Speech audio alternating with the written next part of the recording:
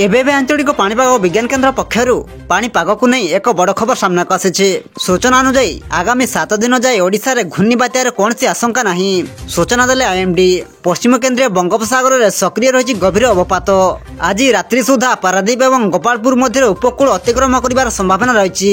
मिली सूचना अनुଯାयी मिलित टाइफुन सतर्कता केन्द्र जेडब्ल्यूटीसी पूर्वानुमान करिछि बंगोपसागर में एक घूर्णिबात्या हेबार संभावना अच्छी। हेले ओडिशा रे घूर्णिबात्यार कौन आशंका नहीं बोली एने स्पष्ट करिसेंती आईएमडी डीजी मृत्युंजय महापात्र। तेबे आसंतु नजर पकाइबा आगामी 7 दिन जाए ओडिशा रे घूर्णिबात्यार आशंका को नहीं आईएमडी मृत्युंजय महापात्र सूत्रରୁ कौन रही रिपोर्ट से नहीं वीडियो संपूर्ण अपडेट जानिबा। किंतु ता पूर्वरु वीडियो को गोटे लाइक करंतु एवं वीडियोटी को आपण मानको सांगसाथी मानको अधिकरु अधिक मात्रा शेयर करंतु।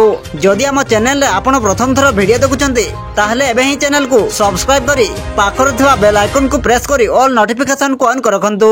जहा द्वारा आगो को पाणीपाग संबंधी लेटेस्ट अपडेट आपण माने सर्वप्रथम हम चैनल माध्यम रे पाई परिबे। सूचना अनुଯାयी से आहुरी मध्ये कहिसेंती जे एही लघुचाप गभीर डिप्रेशन रे परिणत हेबो।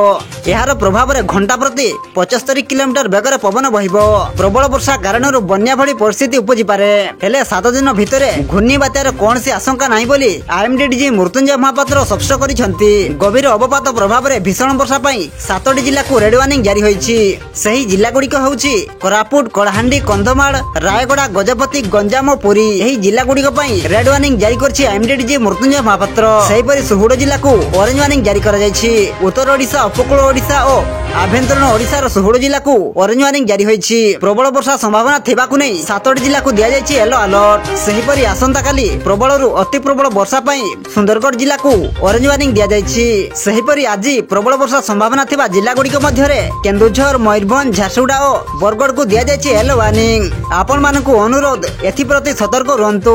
प्रत्येक दिन एमिति पाणीपाग संबंधी लेटेस्ट अपडेट पाइबा पई आम चैनल सहित जोड़ी होई रहंतु।